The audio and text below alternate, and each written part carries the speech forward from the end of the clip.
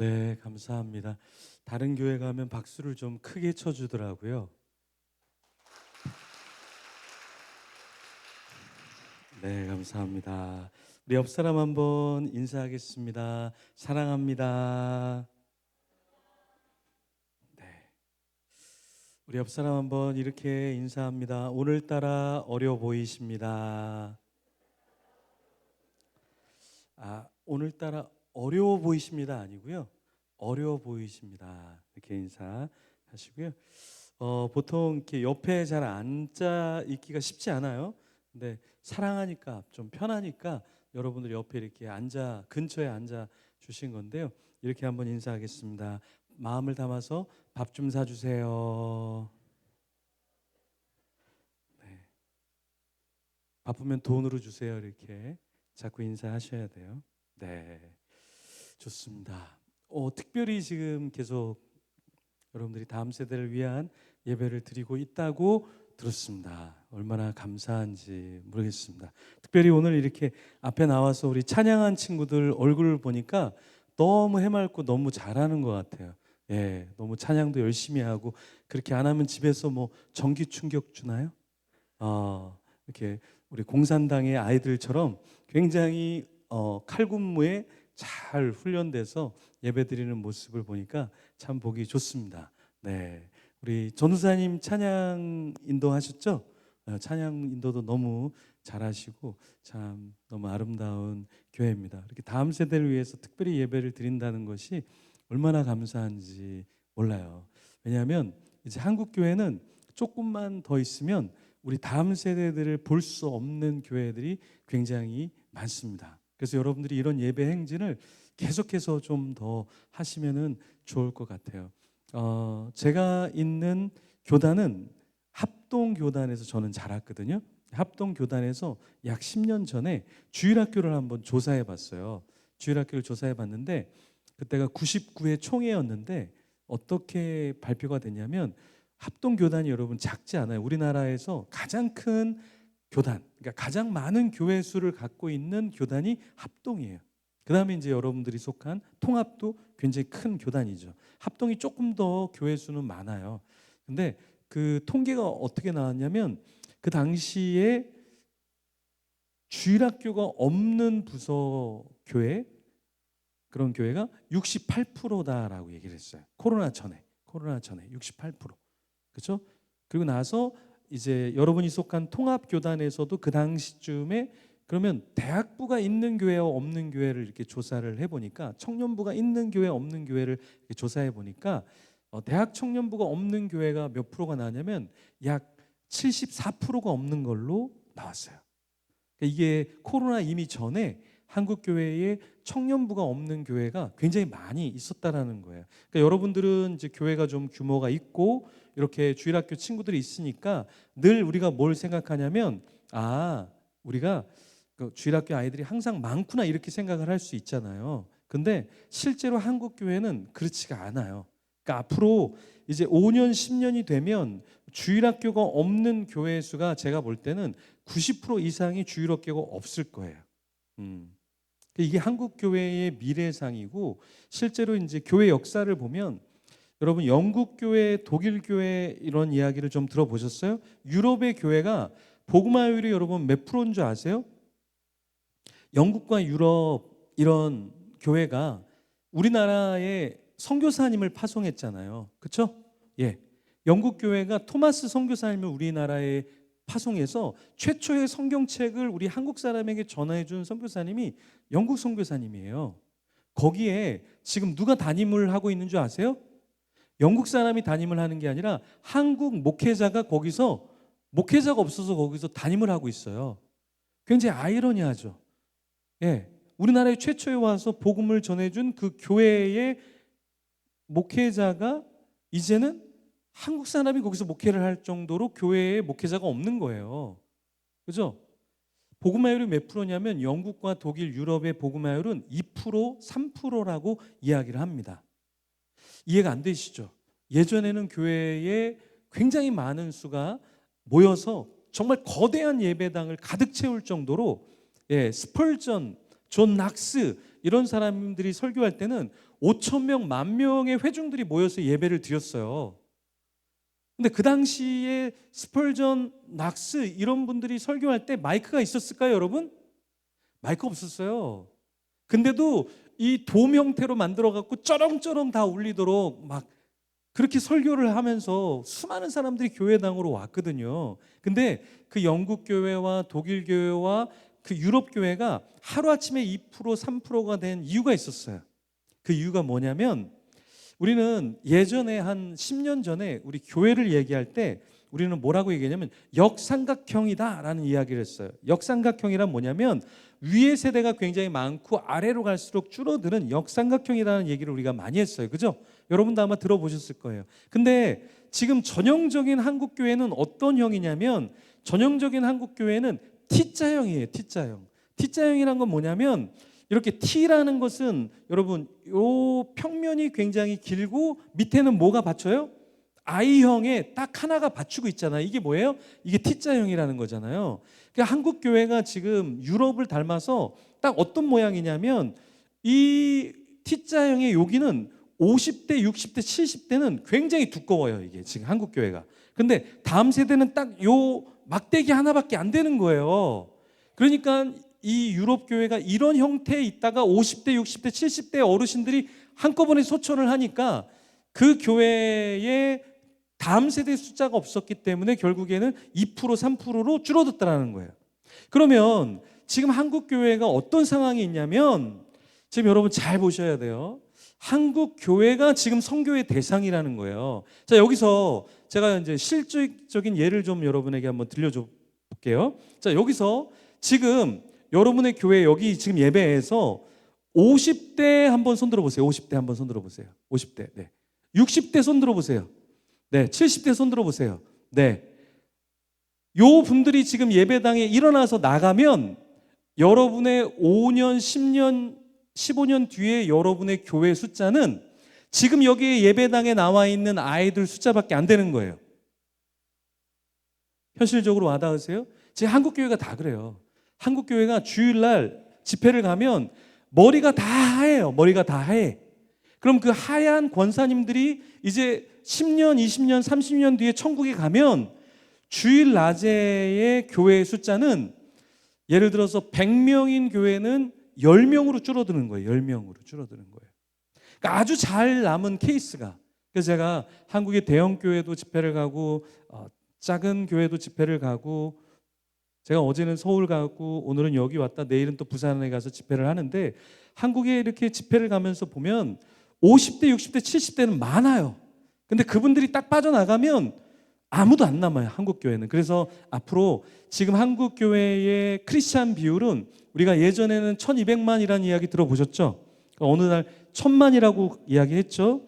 지금은 우리가 기독교 인구를 800만 정도로 봐요. 800만 정도. 근데 거기에 이단들이 약 200만 정도 돼요. 200만 정도. 신천지 이단이 몇 명이라고 얘기해요, 지금? 30만 명 이상이라고 얘기하잖아요. 그렇죠? 여기도 한 마리 정도 신천지 와 있을 거예요. 손 들어보세요. 손 들 뻔했네. 깜짝 놀랐네. 걸릴 뻔했네. 여러분, 신천지는 모든 교회에 5%씩 자기의 신도들을 보내요. 그래서 교회를 뒤집어 엎으려고 해요. 그렇죠? 그래서 신천지는 그렇게 여러분이 생각하는 것처럼 자기네 교회에서 자기네 거기서 포교하지 않고 기존 교회에 들어와서 무조건 5%는 크든 작든 들어와서 교회를 뒤집어 엎어요. 어쨌든 신천지가 30만이 넘어요. 지금 하나님의 교회 몇십만이 되죠. 통일교는 일본, 미국까지 하면 통일교는 세계적으로 300만이나 되는 숫자를 갖고 있어요. 이단들이 200만인 우리나라. 근데 앞으로 10년, 20년이 되면 어떻게 되는 줄 아세요? 이제 이단은 200만에서 400만이 될 것이고 600만인 우리는 600에서 반토막 난 300만 밖에 안 될 거예요. 그래서 나중에 여러분들이 인생을 조금만 더 사시면 이단들이 정통이 돼 있고 정통 교회가 굉장히 이단스러운 작은 교회가 되어 있을 거란 말이에요. 이게 지금 한국 교회의 현실이라는 거예요. 그러면 여러분, 왜 우리 한국 교회가 이렇게 됐을까? 왜 우리 교회가 이렇게 됐을까라는 원인 분석을 해보면 이런 거예요. 왜 그러냐면 그 요인은 뭐냐면 우리가 십자가에 보면 여러분 십자가에 보면 옆으로가 길어요? 아래로가 길어요? 아래로가 더 길죠. 근데 우리는 선교를 할 때 수평 선교를 너무 많이 했어요. 그래서 선교지에서 1억 달라 그러면 1억 주고, 선교지에서 1,000만 원 달라 그러면 1,000만 원 막 보냈어요. 그래서 우리는 묻지 마라는 선교를 했어요. 잘못됐다라는 게 아니에요. 근데 우리가 실수한 건 뭐냐면 이 아래로의 십자가의 길이가 훨씬 더 길어야 된다라는 거예요. 그 말은 뭐냐면 우리 다음 세대가 뭔가 필요하다 그러면 마구마구 내어줬어야 되는데, 여러분 교회가 그렇다는 얘기가 아니라 한국의 모든 교회가 그랬다라는 거예요. 그 다음 세대가 우리 노트북 하나 사고 싶어요. 그러면 야, 왜 사야 되는데? 프리젠테이션 해봐. 그리고 가격 비교해봐. 그리고 기도해봐. 그리고 너네 투자 대비 너네 뭘 뽑아낼 수 있는데, 약간 우리가 한국 교회 다음 세대들이나 젊은이들이 이 교회는 우리 교회가 아니구나 라는 느낌을 굉장히 많이 줬다라는 거예요. 근데 선교지에서 뭐가 필요하다 그러면 뭐가 필요한지 모르고 어디에 썼는지 모르고 그냥 막 보낸 거예요. 그래서 제가 지난주도 선교지에 갔다가 왔는데요, 선교지에 깡통교회가 그렇게 많아요. 여러분, 깡통교회가 뭐예요? 교회를 지어놓고 그냥 사진만 찍는 거예요. 그리고 우리 교회가 이거를 헌당했다 그러고 거기는 아무도 지키는 사람도 없고 사역도 없는 거예요. 근데 한국 교회는 우리가 교회를 지었어. 우리가 교회를 지었어. 거기서 만족하는 거지. 근데 이 동남아에 있는 수많은 교회들을 가보면 깡통 교회가 그렇게 많아요. 그러니까 교회에서 1,000만 원 드리면 교회를 지을 수 있으니까 우리가 교회를 지었어. 근데 실제로 가보면 그 교회로서의 역할을 못하는 깡통 교회가 그렇게 많다라는 거예요. 근데 우리는 선교를 했다라는 이야기, 그거에 만족해서 수없이 수평 선교를 했는데 결국에 수직 선교는 우리가 하지 못했기 때문에 지금 다음 세대가 없다라는 거예요. 왜 우리 교회가 다음 세대가 없을까? 다음 세대 투자하지 않았기 때문에 그런 것이죠. 그래서 우리 한국 교회는 지금 선교지가 어디냐? 여러분, 자 보십시오. 우리 청소년 복음화율이 몇 프로예요, 여러분? 청소년 복음화율 몇 프로예요? 몇 프로예요? 청소년 복음화율이. 청소년 복음화율이 여러분 코로나 전에 3%, 5%, 10%, 14% 이렇게 얘기했거든요. 근데 저는 그런 통계율을 믿지를 않아요. 왜냐하면 제가 이틀 전에만 해도 서울에 있는 교회에서, 학교죠. 학교에서 제가 집회를 했거든요. 집회를 했는데 미션스쿨이에요, 미션스쿨. 여러분, 미션스쿨은 누가 들어온 학교예요? 믿는 아이들이 들어온 학교잖아요, 그죠? 근데 그 미션스쿨의 복음화율이 몇 프로인지 아세요, 여러분? 미션스쿨의 복음화율이 10%밖에 안 돼요. 90%가 넌크리스찬이라는 거예요. 미션스쿨의 선생님의 믿는 사람이 몇 프로인지 아세요? 선생님들 10%밖에 안 되는 거예요. 미션스쿨이요, 미션스쿨이. 그럼 여러분, 믿지 않는 학교에는 복음화율이 몇 프로겠어요? 말로는 10%, 5% 하지만 제가 딱 볼 때는 우리가 다음 세대 사역자들이 뭐라고 얘기하면, 코로나 전에 우리가 뭐라 그랬냐면 2%라고 했어요. 2%. 코로나 터지고 나서는 1%라고 우리가 얘기해요. 1%. 여러분들이 동남아시아, 필리핀, 여러분 필리핀 복음화율이 몇 프로인지 아세요? 필리핀의 마닐라 복음화율은요 40에서 60%예요. 40에서 60%. 근데 우린 복음화율이 지금 2%가 안 된다니까, 우리나라가 지금. 아프리카의 복음화율은 여러분 몇 프로인 것 같아요? 아프리카 대부분 20% 넘어요. 여러분들이 아프리카는 뭐 복음화율이 안 된 것 같죠? 이 한국 교회에 지금 다음 세대 아이들이 복음화율이 안 돼 있어요, 사실은. 청년들, 젊은이들 복음화율은 수도권이 3.75%예요. 3.75. 지방은 3%예요. 이게 코로나 전에 퍼센트예요. 근데 지금은 3%도 안 돼요. 3%도. 코로나 터진 다음에는 동아리, 행사, 모임 자체가 안 되기 때문에 이게 3%도 안 돼요, 사실은요. 지금 우리가 이런 다음 세대를 살아가고 있는데, 다음 세대에 우리가 투자를 하지 않고 생각하지 않으면 5년, 10년 되면 우리 교회의 주일학교 아이들을 보기가 굉장히 희귀해질 것이다. 여러분 교회는 그나마 굉장히 많아요. 청년부 이야기를 들어보니까 교회 숫자 비해서 한 20% 정도 되는 것 같은데, 그건 진짜 희귀한 거예요. 보통 주일학교 사역을 잘하면 10% 정도 됩니다. 청년부가 교회에 사역을 잘하면 10% 정도 돼요. 주일학교, 예를 들어 중고등부가 10% 정도 된다. 그러면 한국교회에서 굉장히 잘하고 있는 거예요. 대부분 5%가 안 되고요. 조금 말아먹는 사역자분이 계시면 한 2.5% 정도 돼요. 예. 근데 10% 정도 되면 진짜 많은 건데, 우리가 이걸 어떻게 유지하고 어떻게 잘할 것인가 라고 할 때 여러분들이 3원이 필요하다. 3원. 삼원. 삼원이란 건 뭐냐면 첫 번째 원은 자원이 필요하다. 자원. 자원이란 건 뭐냐면 그냥 교사가 아니라 전문화된 교사, 전문화된 사역자. 그래서 다음 세대의 전문화된 사역자를 여러분이 교회에서 모셔야 돼. 그냥 조금 있다가 교구로 가고 조금 있다 담임 갈 그런 분도 필요하지만 내가 이 다음 세대에 목숨을 걸었다 하는 전문가를 여러분들이 양성을 하셔야 돼요. 그래서 수도권에 데려오든 뭐 해외에서 데려오든 지방에서 데려오든 어디서 데려오든 여러분들이 전문가, 예를 들어서 우리 여기 집사님이 계신데 자녀를 예를 들어서 학원을 보낸다고 해볼게요. 네, 예를 들어서 자녀를 보내는데 학원을 대학생이 가르치는 데를 보내고 싶겠어요? 아니면은 전문가 선생님이 있는 학원을 보내고 싶겠어요? 여러분들이 부모님이라면 어디를 보내고 싶겠어요? 전문가가 있는 그런 곳을 보내고 싶지 않겠어요? 그렇죠? 교회도 마찬가지입니다, 여러분. 교회도 그냥 아무나 맡고 있는 교육자에게 가르침을 주는 거, 받는 거, 그것도 좋지만 더 중요한 건 뭐냐면 전문가를 양성해야 된다는 거예요. 왜? 교육을 할 때는 전문가를 찾으면서 우리가 교회 교육에서는 왜 전문가를 생각하지 않을까요? 저는 학원, 영어 학원에서 강의를 좀 했었거든요. 교회에서 제가 받은 사례비는 얼마 안 됐어요. 근데 제 친구가 이제 같이 영어 공부를 했던 친구가 서울의 대성학원이라고 있어요. 대성학원이라고. 거기 강서에 있는 대성학원의 전체 빌딩을 그 친구가 담당하고 있었는데 20대 중반에 전체를 담당하고 있었는데 저보고 야, 너 영어를 할 줄 알면서 왜 교회에서 자꾸만 썩냐? 나와서 강의를 해라. 그래서 제가 이제 1,500명 정도 되는 학원에서 강의를 했는데 그때 당시에 그러니까 사례가 아니라 월급이죠. 월급을 어느 정도 받았냐면 교회에서 사역할 때보다 15배에서 20배 정도를 받더라고요. 그러니까 세상에서 영어를 조금만 할 줄 알면 교회에서 주는 금액의 15배, 20배 정도는 그냥 벌더라고요. 전문가기 때문에 여러분 더 주는 거 아닐까요? 전문가? 그러면 마찬가지로 세상에서 영어 강사, 영어 전문가 거기에 대한 페이를 주듯이 여러분들이 전문가를 모셔와서 전문가를 페이를 좀 더 주더라도 우리 주일학교를 더 자원을 만들어내야 된다. 자원자가 있어야 자원을 만들어내는 거죠. 그렇죠?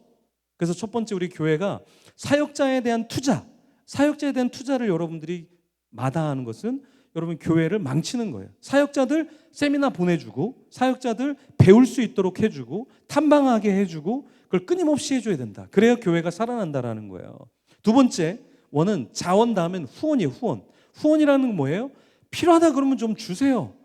다음 세대 좀 주세요.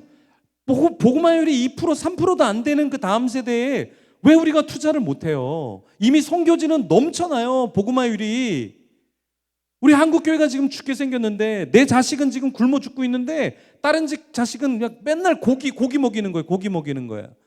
그러니까 이 친구들이 나는 서자구나 하고 교회를 다 떠나는 거예요. 그래서 우리 한국교회 100명을 졸업시키잖아요. 그럼 몇 명이 살아남는 줄 아세요? 실제로 100명이 졸업하면 70명이 교회에서 사라져요. 100명을 졸업시키면 70명이 사라져요. 부모님들이 나가라 그러니까 나와주는 거죠. 지금은 착하니까. 근데 서울로 학교를 가고 지방으로 어디로 가면 친구들이 더 이상은 교회를 안 다녀요. 그리고 나서 30%는 직장을 가면 또 교회를 또 떠나요. 거기서 수많은 아이들이. 그렇죠? 이게 지금 한국교회의 현실이란 말이에요. 그러니까 지금 여기 있는 친구들을 충분히 여러분들이 보상해주고 후원을 해줘야 돼. 근데 우리가 대부분 연말 되면 우리 여기 주일학교 관계자분들 우리가 1년 동안 개근 하는데 선물을 5,000원짜리 할까 7,000원짜리 할까 그러다 누가 10,000원짜리 그러면 쟤는 출교시켜야 돼 이런 분위기예요. 1년 동안 개근인데 5,000원짜리 7년 근데 애들이 그 선물 딱 받고 뭐라고 얘기해요? 메이드 인 차이나 나를 뭘로 보는 거야? 이렇게 한다고요. 요즘 아이들은요 집에서 아무것도 안 해도 엄마 아빠가 2만 원짜리 3만 원짜리 막 사줘요. 옛날은 아니에요. 옛날 6.25 끝난 다음에 지금 이 친구들이 사는 게 아니에요. 왜 아이들한테 뭐 그렇게 집에서 아무것도 안 하고 그냥 뒹굴고만 있어도 그냥 막 사주는 세상이에요, 여러분. 제가 잠실 야구장 앞에서 서울에서 사역할 때 살았는데 야구를 저 안 좋아하거든요. 저희 쌍둥이 딸들도 야구를 몰라요. 근데 유치원 때 야구장에서 계속 와 그러니까 아이들이 저기 한번 가보자. 그래서 가니까 애들이 야구를 볼 줄 모르니까 그 치킨, 닭 그 닭소스에 쳐서 이렇게 먹고만 있더라고요. 아, 나도 야구를 안 좋아하는데 얘네도 야구를 볼 줄 모르고 뭐 하는 거냐 우리가. 근데 1회 말이 딱 끝나니까 우와, 어떤 사람이 마이크를 잡고 딱 나오더니 여러분 우리 한번 게임 한번 해야겠습니다 그러는 거예요. 그러더니 게임을 딱 했는데 한 사람이 이기니까 뭐라 그러냐면 가족 전체 2박 3일 제주도 숙박 여행권 그러는 거예요. 와, 복음이더라고. 복음이더라고요. 우리 주일학교 이제 요번 주에 딱 게임 한번 하는 거예요. 게임 한번 하는 거예요. 그래서 우리는 교회니까 그렇게 많이 못 주니까 2박 3일은 안 되고 가족 전체 1박 2일권을 주는 거예요. 1박 2일권. 게임 한 번 하고 그럼 이 교회는요 100명, 1000명 다음 주 금방 돼요. 금방 돼. 그러고 나서 또 게임을 하는데 그 다음에는 퀴즈를 내는 거예요. 퀴즈를 내는데 맞히니까 얼마를 주냐면 진짜 50만 원을 주더라고. 50만 원. 그러니까 요번 주 주일날 여기 주일학교 사역자분 여기 주일학교 사역자 우리는 그렇게 50만 원까지는 안 되고 한 문제당 49만 원으로 합시다. 49만 원. 그래서 전도사님이 설교하고 야 우리 교회가 좀 바뀌었어. 선물을 옛날처럼 그지같이 주지 않고 제대로 줄 거야. 한 문제당 49만 원이야. 근데 문제는 하나야. 설교 끝나고 내가 하나 물어볼 테니까 기억해? 그럼 아이들이요 과거 급제 준비하듯이 컴퓨터로 막 받아줬고 난리 납니다. 그래서 49만 원이면 필리핀, 북한에 러시아에 서서 와도 잠시 예배드리고 가요. 그래도 차비가 남아. 그래서 이 교회는 그냥 1000명 그냥 될 거야. 문제 하나당 49만 원인데 서울에서 안 내려올 거예요. 저도 내려올 거예요. 저도 받아줄 거죠. 예, 받아준대잖아요. 전도사님 너무 아름다우세요. 예, 이게 세상이 오히려 교회보다 훨씬 나아요. 세상은 문제 하나당 50만 원이야. 근데 교회는 1년 내내 개근했는데 메이드 인 차이나 5,000원, 7,000원, 만 원 줘? 그러면 난리 나. 교회 돈을 허투루 쓴다고. 이게 지금 한국 교회의 문제라는 거예요. 후원이 없어요, 교회 안에. 저는요, 우유를 좋아하는데 저희 쌍둥이 딸이 태어나니까 아내가 우유를 못 마시게 하더라고요. 우유를. 어느 날 아내가 우유를 주는 거예요. 그래서 아내가 거듭났구나. 우유를 막 마시고 있으니까 아내가 그러는 거예요. 그거 3일 지났다 그러더라고요. 깜짝 놀랐어요. 그러고 나서는 제가 요플레 좋아하거든요. 제 얼굴 자체가 요플레처럼 생겼잖아요. 그죠? 예, 굉장히 저기 친구가 막 비웃는데 너도 마찬가지야. 예, 요플레처럼 생겨가고 나를 요플레처럼. 그 요플레 제가 되게 좋아하는데 아내가 요플레 2개를 주는 거예요. 막 먹었죠. 그러니까 아내가 4일 지났다라는 거예요. 괜찮다. 그게 발효돼서 당신이 좋아하는 치즈가 되는 것이고 죽지 않는다 그러더라고요. 그래서 우리 남편분들은 우리 부인들이 주는 것은 다 부인해야 돼. 당신 먼저 드셔봐라. 이게 애들이 나면 남편들은 다 집에 있는 개만도 못해요. 개만도. 그래서 남편들이 이사할 때는 개를 들고 있잖아요. 개는 버리지 않으니까. 그렇죠?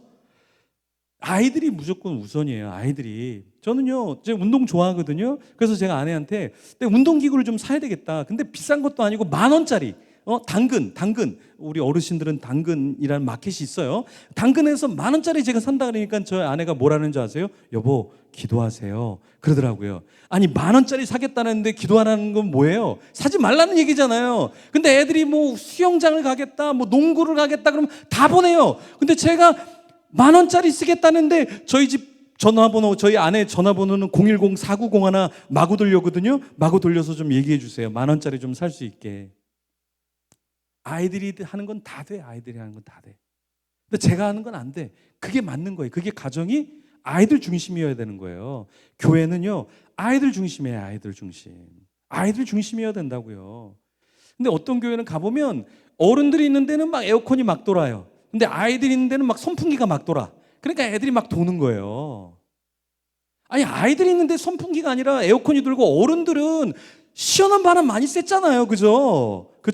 그러니까 여기가 선풍기가 돌고 애들이 에어컨이 돌아야 되는데 거꾸로요, 거꾸로.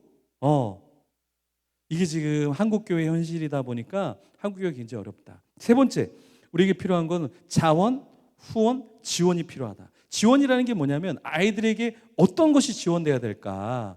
그 지원, 예를 들어 예배 시간은 어느 시간대에 아이들에게 가장 좋은 예배 시간이 될 것인가? 이걸 지원해 줘야죠. 아이들이 전통적으로 일찍이 아니라 아이들에게 언제가 좋을까를 조금 더 생각해주고 공간을 어떤 곳을 더 지원해 줄까, 이것을 우리가 끊임없이 고민하지 않으면 한국교회의 다음 세대는 없다라는 거예요.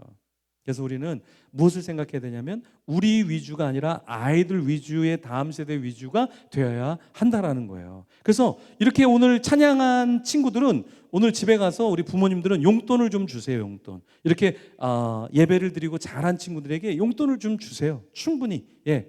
한 1,000만 원 정도. 그래, 예배 잘 드렸다. 내가 참 1억을 줘야 되는데 1,000만 원밖에 못 주셔서 참 너무 미안하다.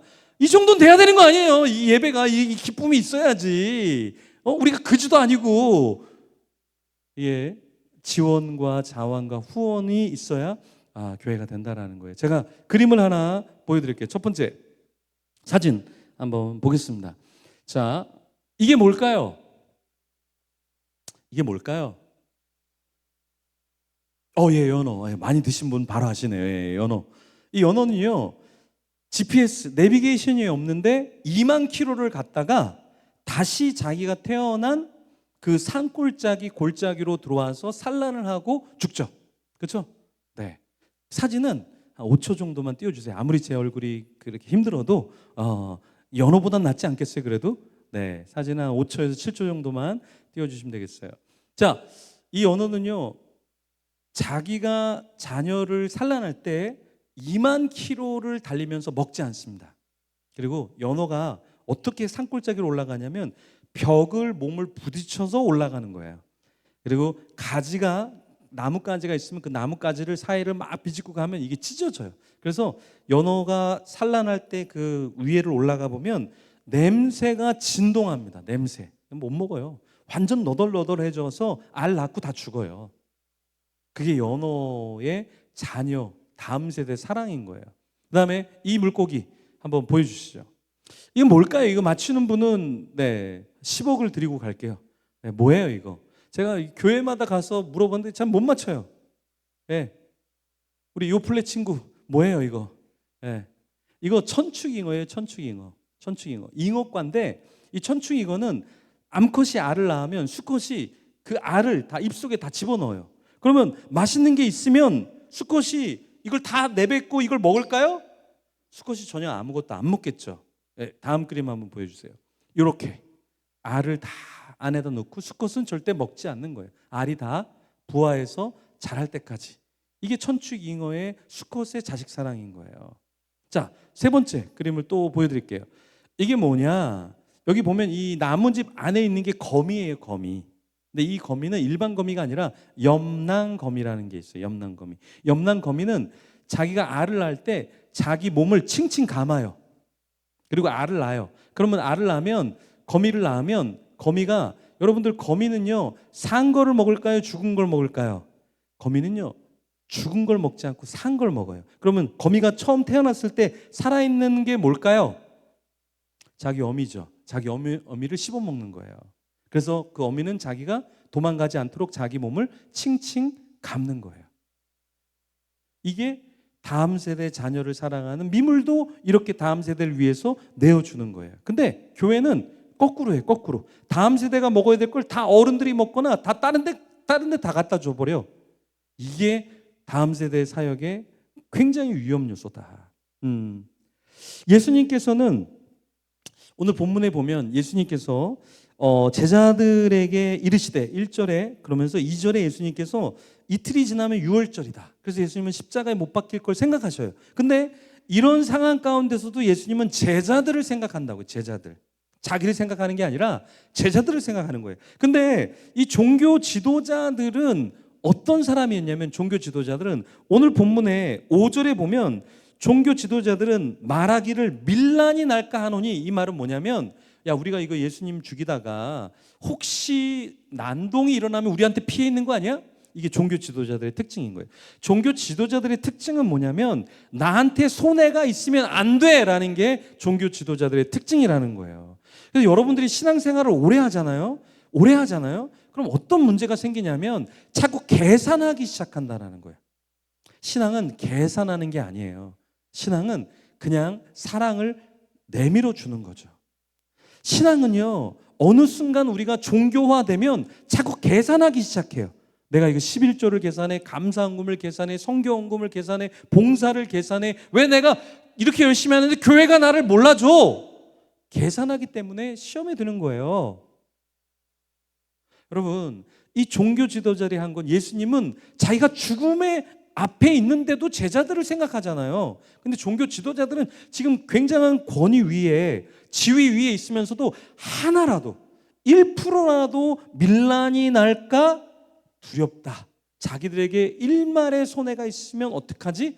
이러한 생각을 하고 있었다라는 거예요. 그래서 우리도 어느덧 종교화되면 손해에 대한 것들을 절대 보지 않으려고 하는 특징이 우리에게 있다라는 거예요. 자, 그림을 하나 보여드릴게요. 이거는 히에로니무스 보쉬라는 사람이 1480년에 그린 그림이에요. 마치 21세기에 그릴 법한 그림이죠. 이 그림을 잘 보시면 예수님이 가운데 있는데 예수님 혼자만 십자가를 지고 있어요.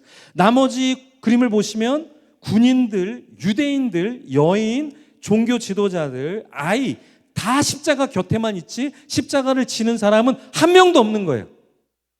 이 시대의 그림의 화풍은 미켈란젤로, 라파엘로, 레오나르도 다빈치, 다 그 사람들의 그림은 우리가 잘 아는 천사 그림. 그리고 마리아가 이렇게 아기 예수님 이렇게 안고 있는 그 평화로운 그림, 그 그림을 그리는 시대에 이 벨기에에 있는 히에로니무스 보쉬는 인간이 얼마나 십자가를 지기 시작하는가, 싫어하는가, 그 인간의 내면을 그대로 그림으로 보여준 거예요. 이 시대의 교회에 참 많은 성도들이 있는데 어떠한 성도들이 많냐면 십자가를 지는 성도들은 없는 거예요. 십자가를 지는 성도들은 없는 거예요. 그럼 어떤 성도들이 교회에 와 있냐? 교회에 와서 내가 뭘 얻지? 그냥 십자가를 지는 척 내 손만 십자가 위에 얹어 놓는 것이지 이 십자가를 지진 않는 거예요. 이게 이 교회 안에 깊숙이 들어와 있는 영적인 패단이라고. 영적인 패단. 교회에서 내가 이거 뭘 가져갈까? 교회가 나한테 뭘 줘? 이것만 생각하지 내가 여기다가 뭘 쏟을까 생각하는 교인들은 자꾸 사라지고 있다라는 거예요. 사라지고 있다라는 거죠. 이게 교회가 망하는 지름길이라는 거예요. 여러분, 교회가 이 금요일 날을 지키지 못하면 우리 교회는, 한국 교회는 사라집니다. 한국 교회는 사라져요. 여러분, 한국 교회가 몇 교회 정도 돼요? 한국 교회가 몇 개가 될까요? 몇 개? 네. 편의점 개수는 몇 개예요? 우리나라 편의점 개수는 몇 개예요? 2만 5천 개 정도 돼요. 편의점 개수가. 우리나라 한국 교회 수는 몇 개 정도 되냐면 약 7만 5천 개 정도 된다 그래요. 7만 5천 개 정도. 작게 잡으면 코로나 3년 동안 1만 개의 교회가 사라졌다고 우리가 얘기해요. 1만 개가. 그러면 약 6만 개라고 한번 생각해 볼게요. 6만 개 약. 네. 그 6만 개 중에서 금요일 날 금요 예배를 드리는 교회는 10%도 안 됩니다. 10%. 그러니까 약 6천 교회밖에 안 돼요. 6천 교회. 제가 우리 목사님하고 같이 식사를 하러 갔는데 교회를 이렇게 지나가는데 불이 꺼져 있는 거예요. 교회가. 여기 큰 교회인데 저쪽도. 그래서 저기도 교회가 있는 것 같은데 저기는 교회가 문을 닫았습니다. 여기는 예배를 안 드리는 교회. 그러니까 금요 예배가 있는 교회가 약 10%밖에 안 돼요. 근데 또 문제는 뭐냐면 그 금요 예배를 드리는 교회 중에서 30분 이상, 1시간 이상 기도하는 교회는 10%밖에 안 된다라는 거예요. 이게 한국 교회 문제인 거예요. 뭐냐? 다 종교인들 만드는 거예요. 종교인들. 머리만 큰. 여러분, 머리만 크면 어떻게 되냐면 목 디스크가 와요. 허리 디스크가 와요. 우리 여기 젊은이들 여기 우리 청소년들이 있는데 신랑이 머리가 막 이렇게 커요. 대가리가 이렇게 커요. 기분이 좋겠어요? 네? 손발은 이렇게 짧은데 머리만 이렇게 커요. 너무 좋겠어요? 재밌다. 그러겠어요? 흉측스럽죠. 이게 한국 교회의 지금 모습이에요. 우리가 금요일 날 기도가 없다. 금요일 날 이 모임이 없다. 그 말은 뭐냐면 우리가 굉장히 종교화 된다라는 거예요. 머리만 커. 그러니까 교회에 대한 비판, 시대에 대한 비판은 있는데 손과 발이 움직이지 않는 거예요. 손과 발이 움직일 줄 몰라요. 왜요? 이 기도의 근육이 없기 때문에 섬김의 손과 발이 움직이지 않는 거예요. 그래서 한국 교회는 다시 무엇을 회복해야 되냐면 다시 기도를 회복해야 돼요. 그래서 오늘 그 안내해 주는 목사님 더 설교 길게 하셔도 됩니다. 기도를 짧게 해도 괜찮습니다. 그래서 아니요, 안 된다고. 기도를 짧게 하면 안 된다. 여러분, 기도가 중요한 거예요. 말씀도 중요하지만 기도도 중요한 거예요. 찬양도 중요한 것이고 여기에 밸런스가 있어야지 말씀만 쫙 길게 하다가 기도는 나 각자 알아서 기도하고 가십시오. 그러니까 각자 소견에 좋은 대로 행하는 거 아니에요. 우리가 하나님의 말씀을 듣고 그 말씀을 가지고 기도로 풀어내야지. 성도들이, 우리가 영적인 자각과 깨우침이 있는데 우리 한국의 지금 성도들은 너무 편하게 교회를 쇼핑하러 와요. 설교 듣고 그냥 아무런 어려움 없이 그냥 빠져나가는 거예요. 그러니까 내 안에 영적인 근육이 없게 되는 거죠. 기도가 더 길어야 돼요, 여러분. 찬양이 30분? 그럼 최소한 30분 이상은 기도를 해야죠, 우리가. 근육이 없잖아요, 우리 안에. 그래서 우리 성도들에게 어떤 문제를 이길 수 있는 힘이 없는 거예요, 우리에게는. 옛날에는요, 부모님들이 싸우고 문제가 많잖아요. 그러면 영적인 부모님들이 어떻게 했어요? 교회 와서 울면서 기도했어요. 그러면서 삭혀서 이혼하지 않고 어려움 이겨내고 하나님께 은혜를 돌리고 간증자로 서게 되는 거예요. 근데 지금은 기도가 없으니까 조그만 문제가 있어도 그냥 다 이혼, 그냥 다 상처, 그냥 다 헤어짐, 별거, 그냥 다 전쟁. 교회 안에 얼마나 많은 사람들이 서로 싸우고 있어요. 왜 싸우고 있어요? 용서가 안 되니까. 용서할 수 있는 힘이 없으니까. 그렇죠? 네. 기도가 없을 때 제일 많이 덤벼드는 귀신이 있어요. 그 귀신이 뭐예요? 섭섭 귀신이에요. 섭섭 귀신. 여러분들 담임 목사님에게 섭섭할 수 있어요. 또 장로님에게 섭섭할 수 있어요. 권사님끼리 서로 섭섭할 수 있어요. 교회에 섭섭할 수 있어요. 왜 그럴까요? 기도가 없으니까 섭섭 귀신이 나를 쫙 채워주는 거예요. 그러면 모든 게 다 섭섭해요. 그냥 교회 자체가 섭섭한 거예요. 하나님 자체가 섭섭한 거예요. 왜? 우리가 기도하면서 하나님의 은혜가 우리한테 임하면 우리 다 녹여버리거든. 여러분 용광로 아시죠? 용광로에 들어가면 다 녹잖아요. 그렇죠? 우리가 하나님의 은혜를 받으면 낮은 데로 흘러가게 돼 있어. 낮은 데로. 자, 여기 물이 있어요. 여기 물이 있잖아요. 이 물을 이렇게 떨어뜨리잖아요. 그럼 물은요 어떻게 되는 줄 아세요? 가장 낮은 곳으로 흘러가요. 물은요 높은 곳에서 낮은 곳으로 흘러가요. 하나님의 사람이 된다는 건 뭐냐? 내가 기도를 하잖아요. 우리 가정에서 가장 낮은 곳으로 가요. 우리 공동체에서 가장 낮은 곳으로 가요. 사회에서 가장 낮은 곳으로 가요. 그래서 그 낮은 곳으로 흘러가서 거기를 회복시키는 거예요.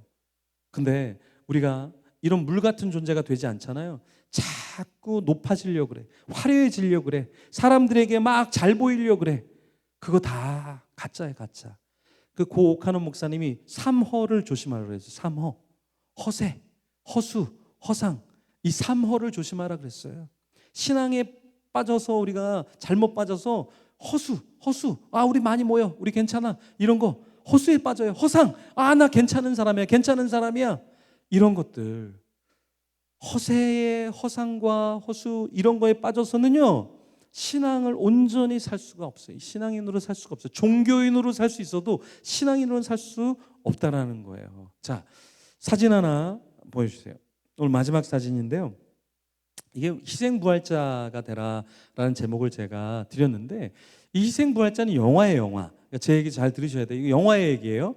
영화에 어머니가 89번째 희생부활자로 살아서 돌아온 거예요. 근데 희생부활자는 억울하게 죽었을 때 그 원한을 갚으려고 자기를 죽인 사람에게 나타나는 특징이 있다는 거예요. 영화에서 이제 졸다가 이제 어떤 분이 집에 가서 희생부활자라는 그 영적인 존재가 그게 아니에요. 그게 영화 얘기예요. 영화 얘기. 근데 그 어머니가 아들에게 나타난 거예요. 그러니까 이제 국가에서 아들이 검사인데 아들이 죽인 거 아니야? 그래서 국가에서 정보과에서 아들이 어떻게 엄마를 죽였나 보다 해서 조사가 나오고 아들은 자기가 엄마를 안 죽인 걸 알잖아요. 그러니까 아들은 검사인데 엄마를 누가 죽여서 엄마가 왜 원한을 갖고 다시 이 땅에 왔지? 그래서 아들은 아들 나름대로 누가 엄마를 죽였지?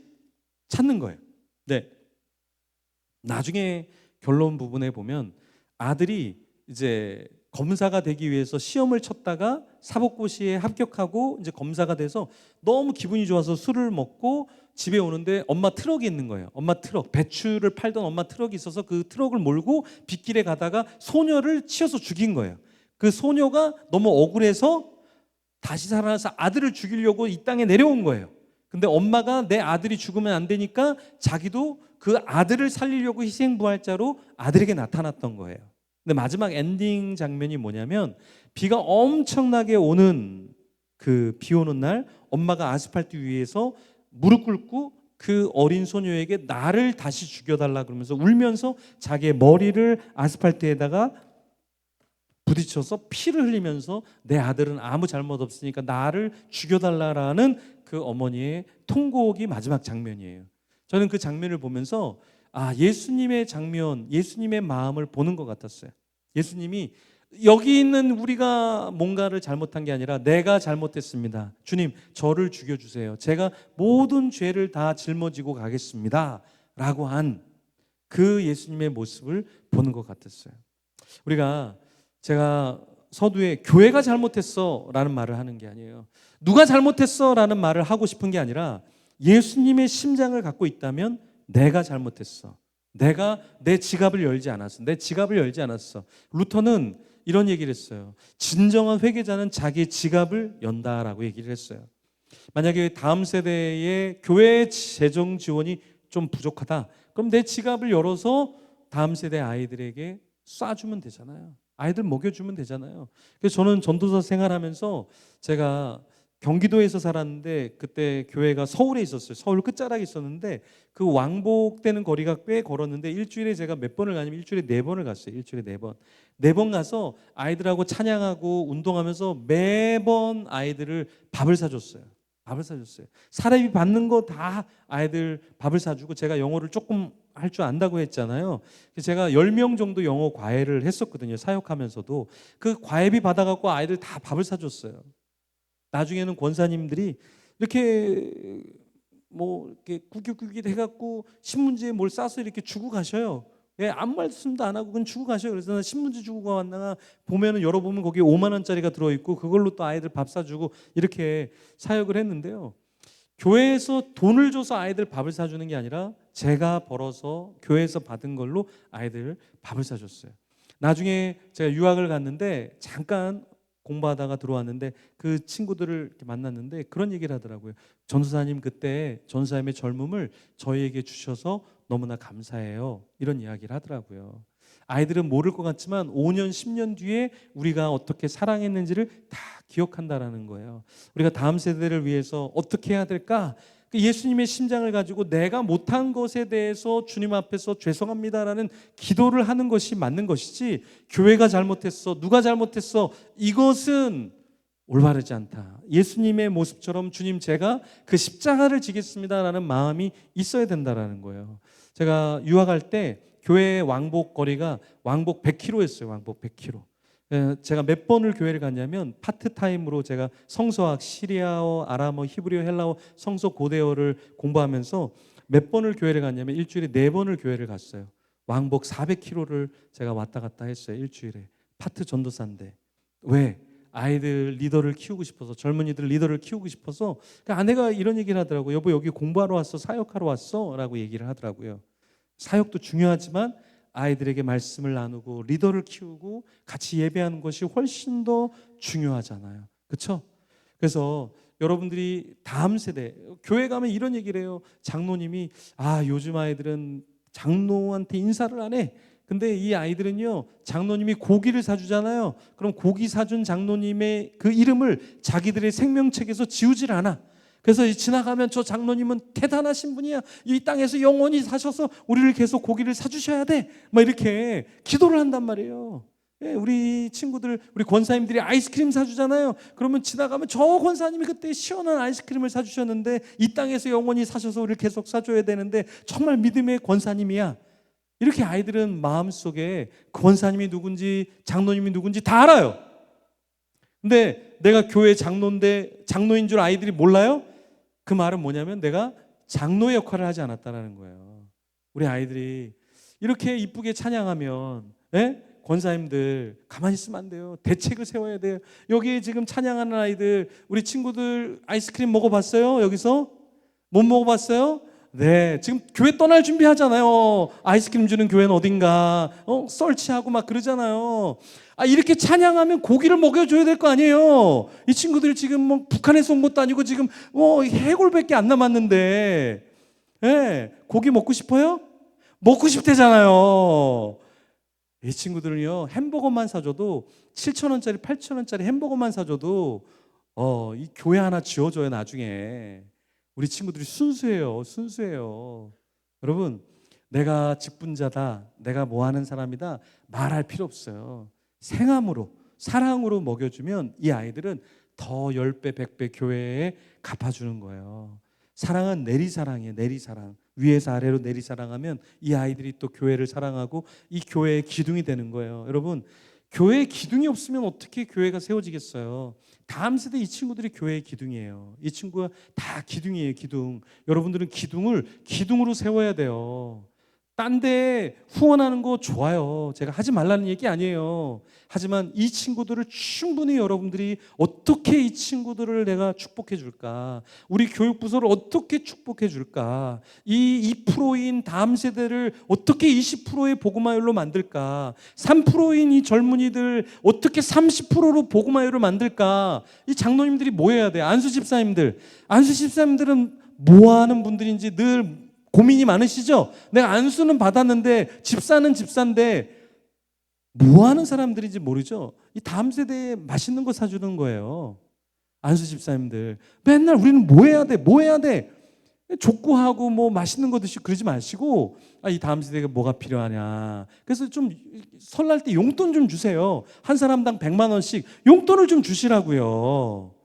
이게 안수 집사가 해야 될 일이죠. 어떻게 우리가 다음 세대를 축복할 것인가. 이게 소문이 나고 이게 자리를 잡을 때 한국교회에 희망이 있다는 거예요. 우리는 너무 우리 자식들을 서자 키우듯이 키워요. 서자 키우듯이 내 자식이 아닌 것처럼 키워요. 근데 알지도 못하는 애들한테는 막 엄청나게 보내. 그 누구한테 보내는지도 몰라. 누가 어떻게 컸는지도 몰라. 그 교회가 어떻게 도는지도 몰라. 그게 아니라 지금 한국교회에 가슴을 치면서 우리가 주님, 내가 정말 한국교회를 위해서 이 교회를 위해서 어떻게 헌신해야 됩니까? 라는 고민을 지금 하지 않으면 앞으로 5년, 10년 뒤에는 여러분들 우리는 땅을 치면서 후회할 수밖에 없다라는 거예요. 저는 제법 큰 교회에 있었어요. 네, 제법 큰 교회에 있었고 제가 사역하는 곳마다 부흥을 시켰어요. 그래서 한 교회에서는 한 2년 6개월 만에 젊은이 부서를 1,200명 정도, 출석이 1,200명 정도로 부흥을 했고 예산이 한 10억 정도 되는 청년부를 제가 섬겼어요. 그래서 서울에 가서 또 큰 교회, 대형 교회, 초대형 교회에서 제가 사역을 했고 그 사역을 하면서 담임 제의도 여러 번 받았어요. 근데 저는 담임을 가지 않았어요.